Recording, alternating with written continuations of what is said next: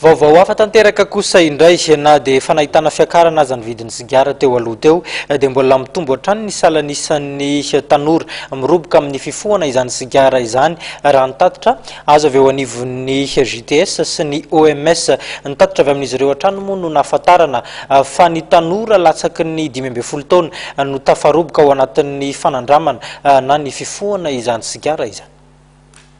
Roapolo isan-jato ny tanora malagasy no manandrana mifoka sigara araka ny vanady atoriana nataony JTS niaraka tamin'ny OMS tamin'ny taona 2024. Manodidina ny 12 hatramin'ny 15 ny salan-taonan'ireo ankizy manandrana mifoka sigara. Raha toa ka tsy misy fepetra raisina dia mety hiakatra 12 isan-jato ny tahan'ny tanora mifoka sigara araka ny nambaran'ny Bureau national misahana ny ady amin'ny sigara na ny OFNALAT. Overovana ny fahasalaman'ireo tsy mpifoka sigara sy ireo mpifoka ihany koa.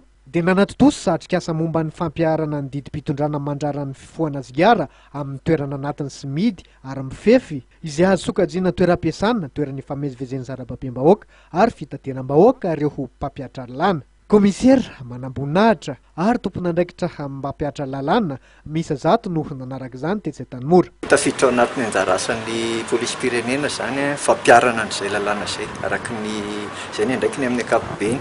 Izay zany nandraisana an'izao fepetra izao niaran'ny idinina tamin'ny ministeran'ny fahasalamana indrindrandrindra moa tamin'ny alalan'ny OFNALAT zany mba hofanina aloha zany ireo polisy izay tena mpiatra an'ireo lalàna ireo. Izay no antony nananganana an'izao fiofanana izao zany hanomanana an'zareo mba tena ho voafehiny tsara aloha zany le lalàna ahafahany mampiatra azy amin'ny araka ny tokony ho izy.